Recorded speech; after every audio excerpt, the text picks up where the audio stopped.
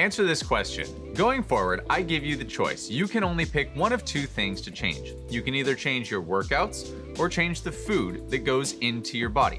Which do you think is going to have the greatest impact on your body composition, and the way you want to change things going forward if you could only pick one of the two?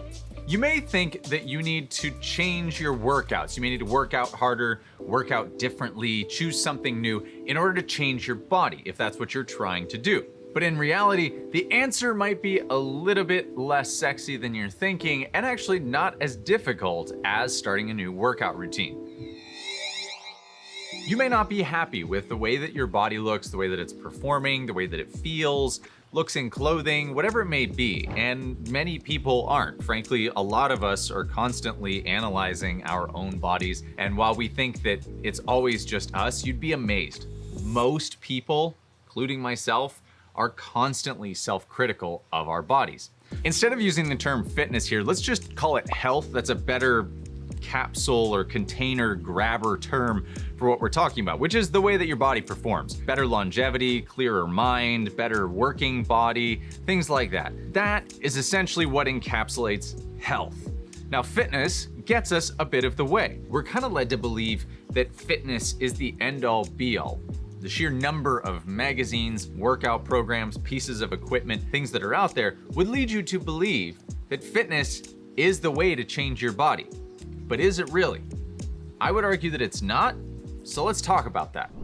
Fitness does a number of things for us. It helps us to build muscle, our aerobic capacity, our bone density. So fitness is not without its benefits. However, it has its limitations. We can only have so many workouts before our bodies just cannot handle it anymore inside of a day. So often we're trying to chase this sliver of a pie, which is the fitness route. I guess what I'm trying to say is fitness is not the only thing you need to be doing. At the end of the day, there are a couple other factors that really go into the way that your body performs. Think of your body like a machine with a lot of different inputs. There are ways to improve the way the machine is used, inputs that change the fuel system that it uses, and all of those factors are things that change the way that your body looks and performs and helps you to essentially stay healthy.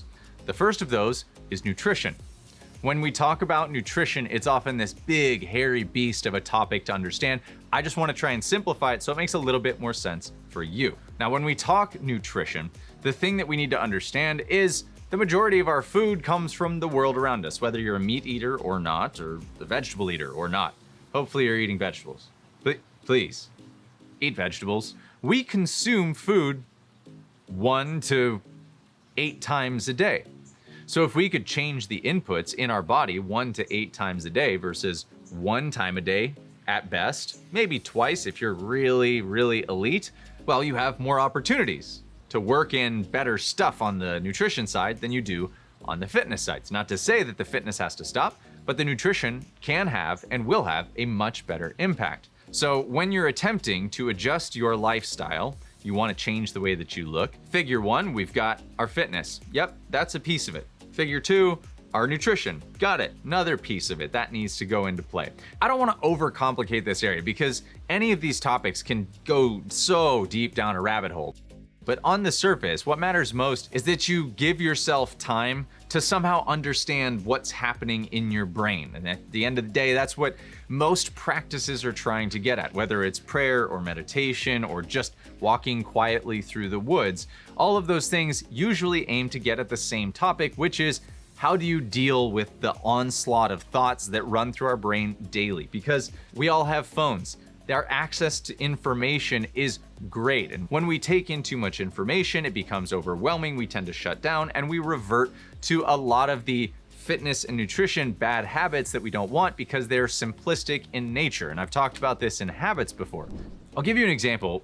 In my athletic adventures, I started as a rower in college. And back then, the only thing that I thought was important was fitness. I felt that I was invincible. And that's kind of what we feel at that age. Like, we can do anything. And so I only pursued the fitness. Well, that only took me so far. Then when I went into more competitive adventures in CrossFit, I had to pursue nutrition. And so I started to learn about nutrition and started to make that part of my toolbox. As I was going through that as well, I stumbled into and was introduced to somebody who introduced me to mindset practices. And slowly I stacked these blocks to build the foundation of what is my fitness. And nowadays, I'm neither a competitive fitnessizer nor a competitive eater, nor am I training to be a monk. However, all of these things combined have allowed me to pursue what I bill as health, and that is the most important thing for me. I have 2 kids, and really what matters at the end of the day is that I'm there for them to be able to go and play. I want to be able to do it without pain, and I want to be able to show them and teach them the healthiest lifestyle possible, where being active, being cognizant of what you're thinking, and taking a look at the foods that we put in our bodies is an important part of life, because after all, I think those are the foundations. So if we can fundamentally break the way that we are looking at your body now, you will find that by eliminating fitness as the only piece of the puzzle, you open up these avenues that will allow you to pursue new areas that are only going to empower you and help you learn and grow more faster than if you were simply trying to just run down this fitness train, because that's only going to take you so far. Eventually you'll burn out, you won't enjoy the thing, you'll get injured, and when that's gone, well, what are you left with? Nothing, because you haven't understood the other important pillars of creating a healthy body. If you can, however, build those, maybe this piece of fitness ebbs away for a bit until you find the next thing that interests you, and that's how I operate now. I don't meditate all the time, but when I need it and when I'm cognizant of it, I jump back into it. And the same on nutrition. I try to be generally good about it, but my dogma for all things is that I'm anti-dogmatic. Everything in moderation, including moderation itself, and that is a mantra that I hope you embrace and take forward. So if you enjoyed this and more, I want to know what you have pursued and what you think about these ideas. How can you implement the fitness and the nutrition into your own life? Or maybe you already do that. How do you balance those things? Let me know in the comments below. I'm genuinely curious and I want to read your stories because it's important. We're a community. You dark horses are here to help each other out and to build each other to be who you want to be. So if you haven't already, make sure you hit that subscribe button and the bell next to it. I want to see you in the next one. And with that, I'll see you in the next video.